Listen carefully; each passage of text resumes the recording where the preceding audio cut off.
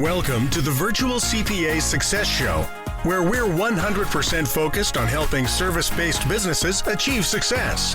Are you a business owner interested in learning how to scale your business? Has your business reached over $1 million in annual revenue? Then this podcast is for you. All right, welcome to today's podcast. I'm really excited about today's guest. It is Pete Potsos, and so he is from Bill.com, and Bill.com is a company that we've been working with, it feels like forever. I'm guessing it's one of the really first vendors we got connected to, so this is a podcast that's been a long time coming and excited to really dig into it. But before we dig into Bill.com, Pete, welcome to the show, and I'd love to hear a little bit more about your background and kind of how you got to Bill.com.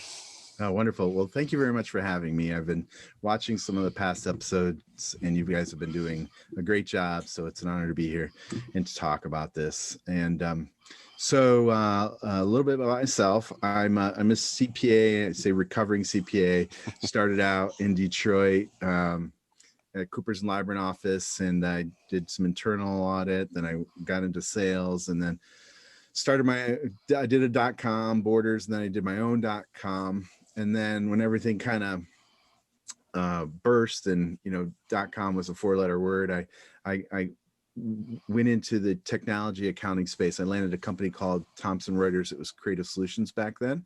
So since 2001, I've been working with accounting firms, and I've learned a ton from some of the biggest firms, that have been really necessarily just in that time. It was more like not big, but firms like you that just knew what they were doing, right? So it was great to kind of learn from those that got it and then share that with smaller firms that were just getting going. And then someone told me, hey, you know so much, you should get into your own firm. I did that for a moment and then got pulled back into the accounting space, and I started working with CPA.com. And CPA.com, this is around 2011, was helping firms get into cloud-based accounting services and using best-of-breed technology. So we were sort of a reseller, if you will, of Intact, Sage Intact now, and Bill.com. And we were trying to help people get into the space. In early days, Adam, we've had this conversation before. It wasn't so much about selling the technology. It was more about making people feel comfortable about being in the cloud. And we were more like cloud psychologists back then. And, yeah, us too. Yeah, right. And so then, Bill.com was sort of like the killer app. It was when I think back to my accounting classes, we learned Excel, and some tools that you needed to be an accountant.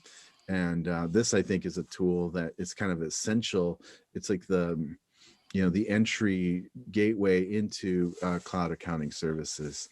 And then over the years, it's just been working with firms that have grown, that have been acquired, that have acquired other firms. I came to work directly for Bill.com almost 4 years ago, and now I work with some of the larger partners here at Bill.com. What he's saying is he no longer works with us. He's reserved for the big dogs. So no, it's okay. We get it. It's okay. We've been there. Everybody deserves an upgrade. Yeah. But yeah, no, it was, we have known each other for a long time. You've been a great resource for us. And yeah, I remember the days of, we thought we were pretty high tech whenever we started getting the special ink where we could print our own check. So we would get this big blank stock of checks and we'd print our own checks. That way we were never running out. We were like, oh, this is great. You go into this locked filing cabinet and there'd be all this stock of client checks. What a disaster and potential disaster. Anyway, you got a bunch of checks and then you'd have the electronic signature of your client just stamped on the things. And it was really cool whenever banks allowed you to start ACHing stuff, but then it became super inefficient because we were like, we got to put it over here. And I remember arguing, we had this argument internally. People were like, this is so much double work. We don't want to do this electronic way because we're just, And then when Bill.com came out, that argument went away. We were like, look, You only have to do it one place. It all takes care of it from there. That was revolutionary for us. Yeah. Yeah. And that was the beauty of it, because it really starts with the transactions and capturing those transactions. And why not get it before that even happens, right? If you can get that bill into the workflow and digitized, then that's half the battle that most firms are dealing with. You're chasing them down for stuff. Now you're getting it before it's even paid.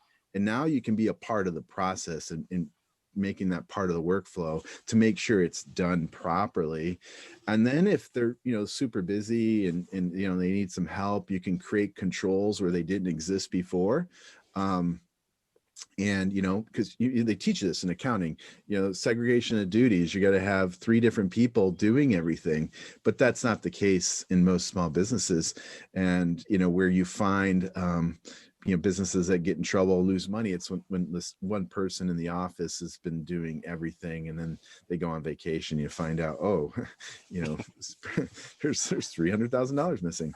But yeah, I'll tell you one thing that I thought was huge for us too, and this was like uber obnoxious.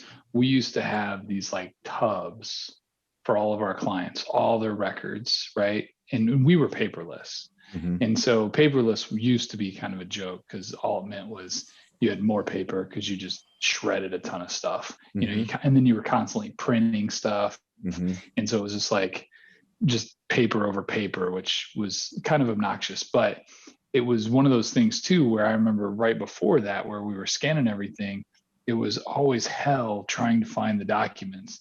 So either people would take stuff out of folders and you'd never find it, or whenever we started to go paperless, people would scan it, but then you didn't understand their hierarchy, or you'd tell them all like, do it alpha, do it by vendor, do it by whatever, and then it would get mixed and matched.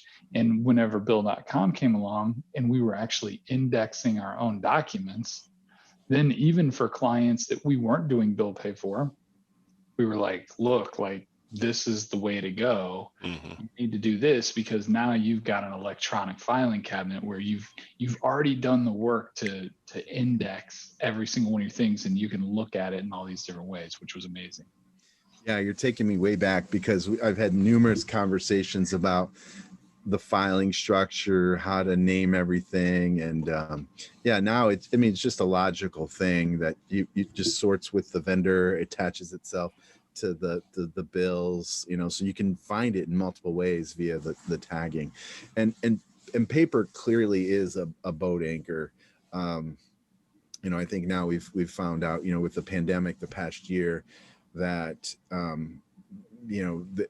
it's been the biggest hurdle for a lot of people, in that they'll get calls from their clients saying, thank God you put me on to this, because if we hadn't listened to you, like they just shut down our whole office building. We can't go into the office building, or the mail, the postal system with obviously the pandemic, but now with all these deliveries coming, and then just during the election, the slowdown during that time, mail is just not getting payments. Like live checks are not getting opened and deposited, or people don't want to go into the office and touch the mail.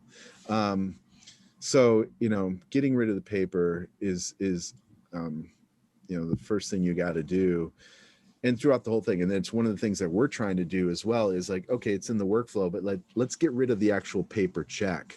And that's one of our biggest things that we're working on doing. And I can tell you, yeah, oh, sorry, Jimmy. Yeah, that's okay. Yeah, I was going to tell you. So I worked prior to coming to Summit. I worked for a couple, Fortune 5,000 companies, $1 billion of revenue. And I can tell you, like when I made this shift, it was amazing to me, like how Bill.com really has small businesses keeping up with those large companies. Some of the tools that they were using were pretty cool, but super expensive, and still had a lot of people in there involved in the process. And I would look at it. And then when I came to Summit, it was like, oh, wow, this Bill.com pretty much provides almost everything that these large companies are using for 10 times the cost. And it does it for a small business that whatever the size, So I think that's the big advantage. And I think that's something I really noticed for my first day at Summit. Yeah, absolutely. Like it's an enabler,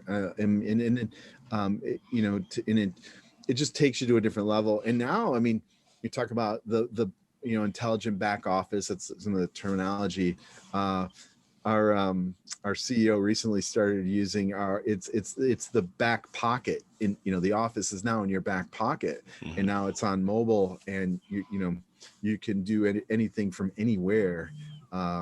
Pandemic aside, I mean, this video hopefully will be around beyond this, but yeah, now you can do anything anywhere.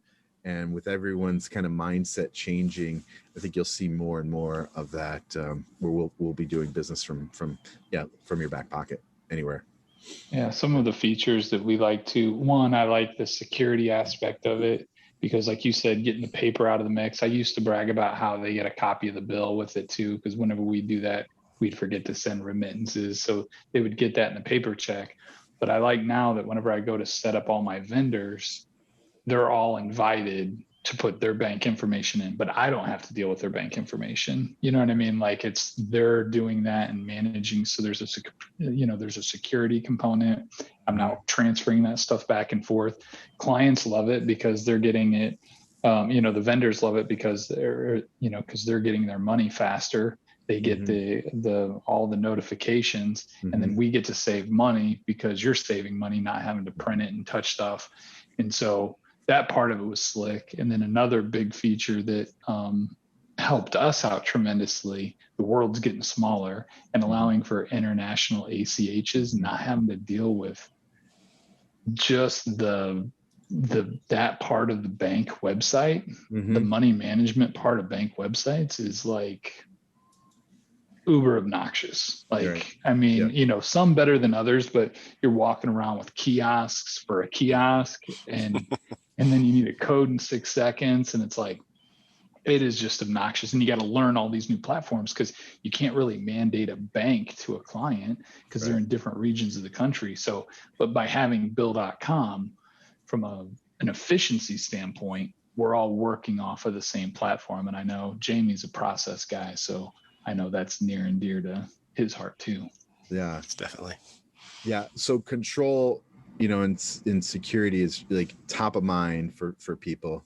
And, we were talking earlier about the largest, we're like in 80 of the top 100 firms. I will assure you that these firms are constantly making sure that we have the security protocol. I mean, I had a firm send me a 300-line spreadsheet to fill out with all these questions about the security. And I kind of laughed. I'm like, wait a minute, you guys did our SOC audit. You know more about the security than we do.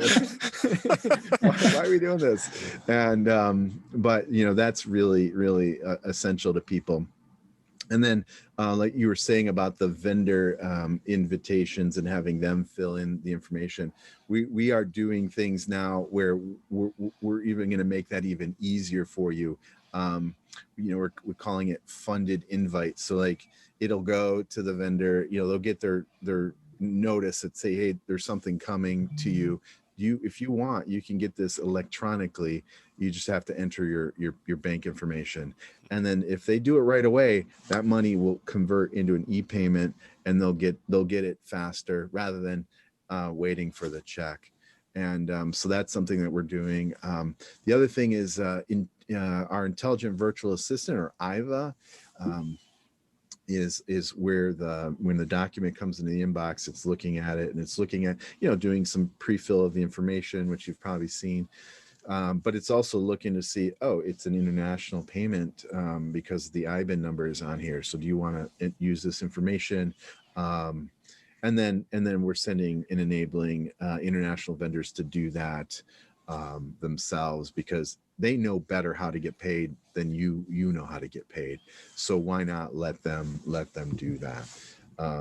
So lots going on there. The AI. Yeah, the AI component's going to be huge. Just being able to read it, and even if it's not perfect, the idea is we turn our people into reviewers instead of data enters. So it's already doing the data entry for us, and then we can catch the errors. And we don't need a second layer of people to catch errors, which is pretty cool.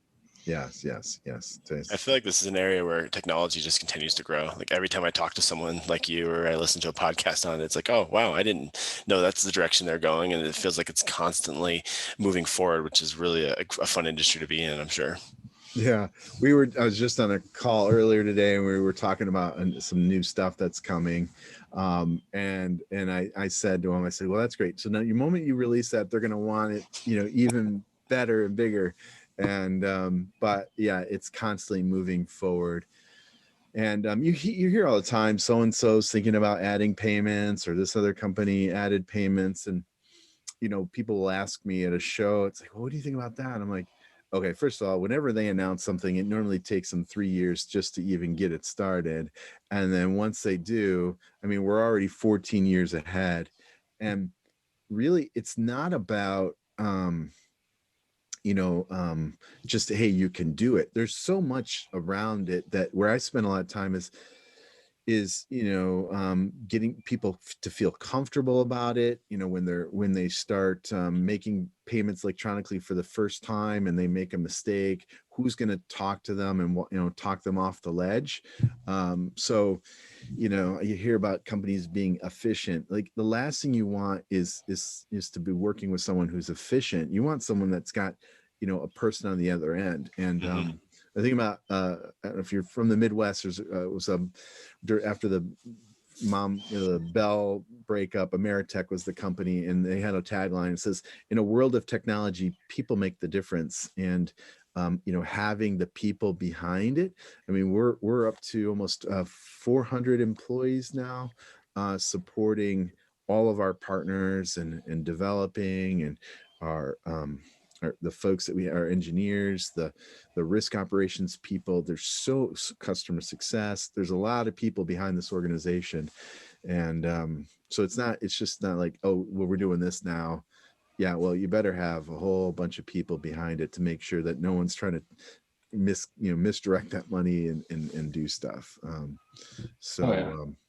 Night and day from where you came from, for sure. I mean, it's definitely grown. I know you went public and everything. So who would be kind of a competitor? Not that we're overly promoting them, because obviously you're our that's definitely the tool of choice for us. But I mean, what are the other options out there for people, and why would they want to go with, Bill.com versus some other solution?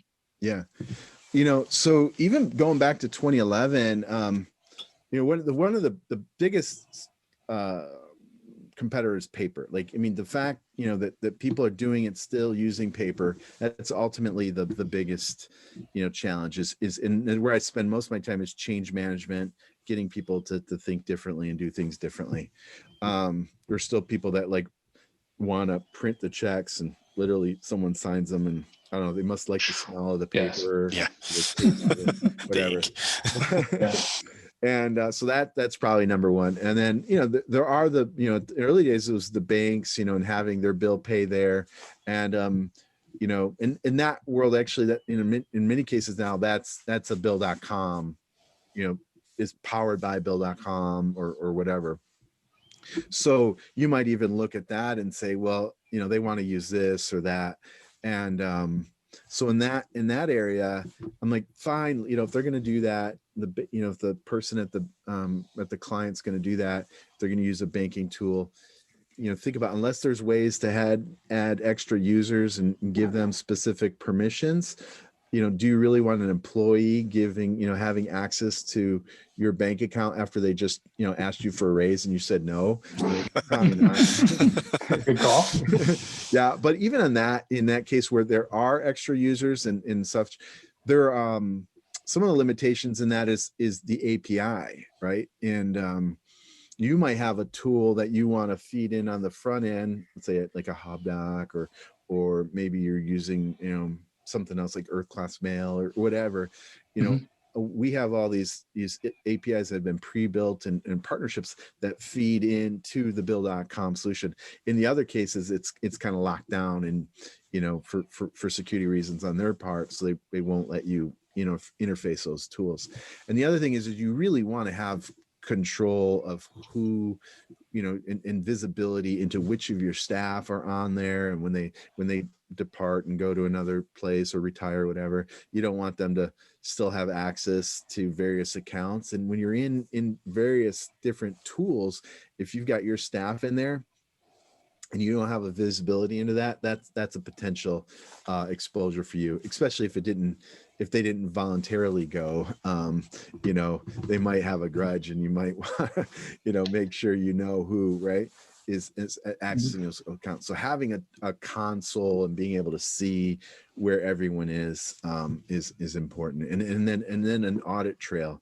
There are other solutions out there, that are inside the Intuit platform now. We were there at one point, but and there's some solutions out there that are free, that are kind of throwing on an extra little, like, oh, we're doing bill pay now. And, it's fine. I mean, if it were just about moving money, it's not. We really have three things that we do, and it's the inbox and being able to capture the information and having a single place for all that information. The workflow, having the different appropriate people and the approvals, the controls, the security, the permissioning, the approval types, the policies, all of that. And then it's the payment, and then the different security around that. But it's not, when someone says, hey, we're doing this for free now, there's nothing ever for free, right? And I used to sell payroll, not payroll, well, I did, but tax software. And there was a company that had all you can eat. You pay one price, you get every tax, form possible. Well, okay. They might do electronic refunds really, really good, and that's like their bread and butter. But like when you needed an Oklahoma 1041, return, and you want to make sure it's right because this is like $1 million client of yours, you need that thing to be right. And when people are just bundling stuff in or throwing it in, there's no real attention to that. So that's some of the challenges there where you're using it as a loss leader just to grow business elsewhere. We find that to be true in almost all software. We talk about it all the time. It's better to be best in breed. Yep. Everybody's looking for that one software that'll do everything from A to Z. And exactly what you said. They're really good at one aspect of it. It's where they spend all their R&D time, everything. And they're like, oh yeah, and I need an accounting platform. So they just start adding stuff on, right, without really, comparing themselves to, of course they're not going to be an Intuit, because like QuickBooks has been mastering that for years, just like you all focus on Bill.com, which is kind of, just a quick pivot. We also use Bill.com for invoicing for some clients as well. Mm-hmm. Can you talk a little bit about how that, like how that evolved or how that works? Yeah. So there's, in a business network, there's always two sides to a transaction. You've got the accounts payable, and then you got on the other end, the receivables, right? So just the natural connections that are happening. We were talking about my Bill.com swag. I'm always wearing a Bill.com, logo. And, I remember, I think when I first started, we were golfing at like a sales kickoff, and some guy hit it onto our side of the fairway, and he saw the Bill.com stuff, and like, oh, I get paid with Bill.com. In the airports, lounges, I see people, even back here where I live in Michigan, there are people starting to, on the shuttle to the airport. So when you pay and you do it electronically, that person on the other end gets a free Bill.com receivables account, so they can take their payments in. And if they decide that they want to pay bills, then they can upgrade their account and start paying bills as well too. But even for like someone that is using Bill.com and they now want to do accounts receivable as well, you can do that a million ways. Different companies offer that. But what works really nice with us is that we have the ability to set up recurring invoices, especially if you've got a fixed fee arrangement. It's just set it, forget it. And then it'll invoice them. It'll go the method that they want. We mail statements out too. So there's some people that just like to get that annual dues. Like I haven't gotten my statement from my homeowners association here yet. So like now I got to go log in and figure that out. But like had it come in paper, I probably would have paid it already. You know, Yeah. Right. Yeah, totally. but we just switched companies. So I am, I do believe in not, a no paper, but sometimes it's a good reminder. And then, so we do that, but then we can do an automatic pull of the funds. So, we call it auto pay. So the money just comes in and you don't have to trigger anything. You did a setting that say, I want to get paid within 3 days of the due date, and it just happens. So that's where that's at, and just a easy way to do that stuff.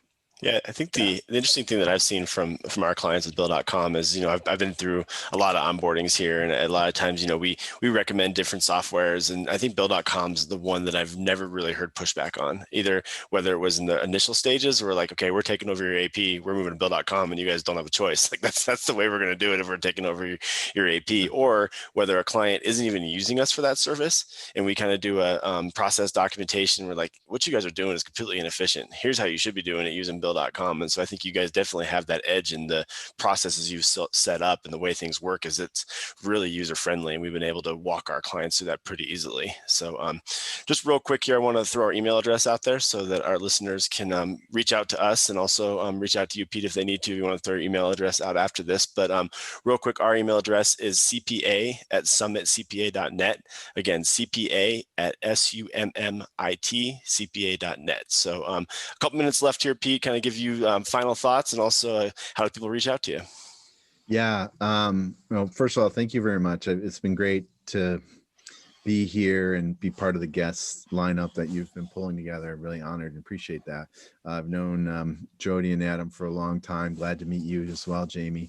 And I would say that right now you have an opportunity to digitally transform your clients' life. We've all been impacted. I don't think anything's really going to change. They're going to want to see things and tools that make them work more, efficiently and effectively. And, having something like Bill.com is kind of one of the first things you can do to make their life better. And it's not just about providing financial information. You want, at the end of the day, they just want to, pay as few taxes as possible. They want to spend more time with their kids, and they want more money in the bank. And, and if you can make that, reduce the friction and get rid of paper, that's like one of the first things you can do to make their lives better and help them realize one of those three things above. And as far as getting hold of me, I think the easiest thing is I'm on Twitter. It's Pete Potsos, Potsos CPA is my Twitter handle. Or I'm on LinkedIn as well too, and you can connect with me there, and then you'll get right into my email here at Bill.com. But I'd love to hear from people on Twitter, and we'll be tweeting about this this conversation too. So we'll look for you there. Great. Well, yeah, I definitely appreciate your time. And Adam, any final thoughts? Like I said, I know Bill.com was well established before I even started at Summit. I think that was 5 years ago now. So any other thoughts on Bill.com and what our listeners should know? Yeah, it's just a no-brainer. I mean, if you're looking for best in breed, it's the one and only out there for this kind of a service. It brings a lot of legitimacy to your organization and what you do, security, all that kind of stuff bundled in one. So again, if you're looking for best in breed and to make your life easy and your client's life easier, there's really no other choice. Bill.com is what we've used for years and will continue to use. So. We appreciate that. Awesome. Well, thanks again, Pete and Adam. This is a great podcast. Look forward to listening to when it's out there. Thank you. All right. Thank you. Enjoy this episode? Visit our website at summitcpa.net to get more tips and strategies for achieving virtual CPA success. We're here to be a resource in this ever-changing industry.